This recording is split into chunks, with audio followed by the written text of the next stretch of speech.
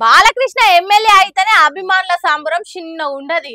అసోంటిది అసెంబ్లీలో మాట్లాడమని మైక్ ఆన్ చేస్తే అంగిగుండి లిప్పి కండ్లద్దాలు నెత్తి మీద పెట్టి మాట్లాడితే ఇంకెట్లుండాలే సంతోషము. సినిమాలో యాక్టింగ్ చేసిన అలవాటుకు అసెంబ్లీ సినిమా సెట్ అన్నట్టు, ప్రతిపక్షం నుండి ప్రశ్నించిన వాళ్ళు విలన్లు అయినట్టు బాలకృష్ణ డైలాగులు చెప్పినట్టు మాట్లాడిండు. అంత మంచిగా అసెంబ్లీ గౌరవించిన బాలకృష్ణ మంత్రి అయితే ఇంకింత మంచిగా ఉంటది. గడియ గడియకు లేచి మాట్లాడాల్సి వస్తుంది. అది చూసేదానికైనా మా బాలకృష్ణ మంత్రి కావాలి అన్నట్టు డిమాండ్ చేస్తున్నారు.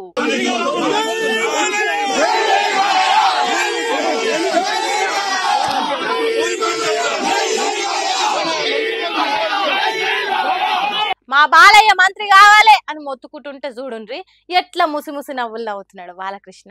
అసెంబ్లీలోనే దబిడి దిబిడి అనిపించినోడు అని నాంచి నత్తి మాట్లాడినా చెప్పిందే 2-3 సార్లు చెప్పే అంత గొప్ప మనిషి ఉత్త ఎమ్మెల్యే ఉంటే ఏం ఫాయిదా ఉండదని మా సారు ఖచ్చితంగా మంత్రి కావాలి లొల్లి చేసిండ్రు. హిందూపురం ఎట్లున్నది, అక్కడ జనాల సాధక బాధకాలు ఏంటి అని తెలుసుకోనికి పోతే మరి ఎందుకో గాని తనను ఓట్లేసి గెలిపించిన హిందూపురం ప్రజలు తానికి పోయిండు. ఇంకేంది బాలయ్యకు అభిమానులు తక్కువనా? జై బాలయ్య జై బాలయ్య అనుకుంటా ప్లకార్డులు పట్టుకొని ఎదురొచ్చిండ్రు. ఇక బాలయ్య వాళ్ళతో మాట్లాడుకుంటా సార్ మీరు మంత్రి కావాలి అని చెప్పుడుతోని నవ్వుకుంటా పోయిండు. సరే కానీండ్రి అన్నట్టు చెయ్యి ఊపుకుంటూ పోయి కారు ఎక్కిండు.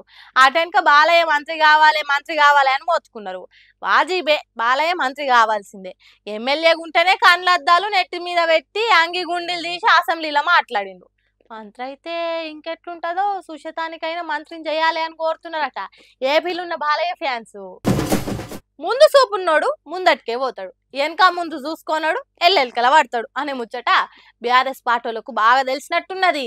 అందుకే జూబ్లీహిల్స్ ఎన్నికలలో అన్ని పార్టీలు గుర్రు పెట్టి నిద్రపోతుంటే బీఆర్ఎస్ పార్టీ కడమ పార్టీలు బిత్తరపోయే తట్టి చేస్తున్నది. చూడండి ఎన్నికల కోసం ఎంత పెద్ద సభ పెట్టిండ్రో, జనం పొట్టొచ్చిండ్రు. ఎటు దిక్కు చూసినా గులాబీ రంగే, ఆకాశం భూమి గులాబీ రంగు పూసుకున్నాయా అన్నట్టు అయింది అనుకో రాదుండ్రి.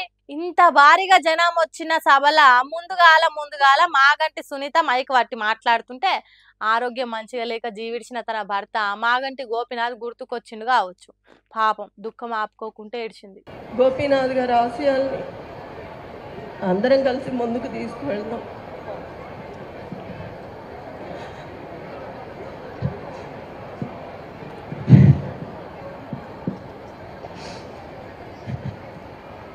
ఎంతమంది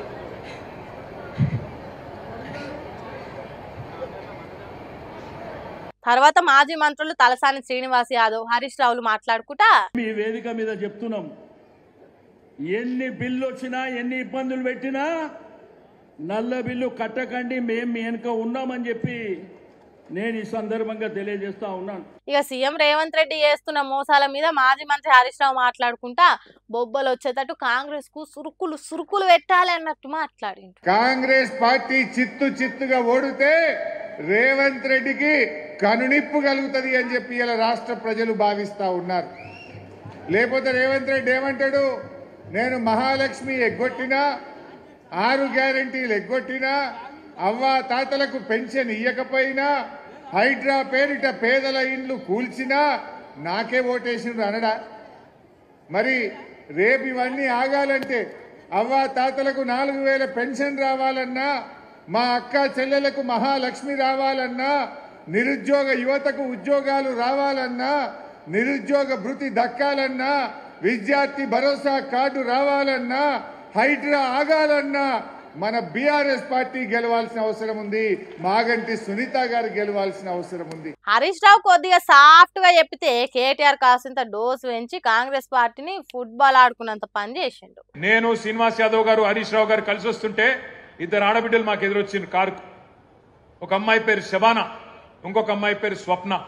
ఇద్దరు నువ్వు ఒకసారి దర్వాజా తీ తలుపు తీ అంటే తలుపు తీసిన. ఇక వాళ్ళు నేనైతే నాకు తెలియదు గిన్ని తిట్లుంటాయి హిందీ భాషల, ఉర్దూ భాషల, తెలుగు భాషల గన్ని తిట్లు తిట్టిరు రేవంత్ రెడ్డిని. తెలుగు భాషల గిన్ని తిట్లు గిన్ని రకాలుగా తిట్టొచ్చని కూడా నాకు తెలియదు.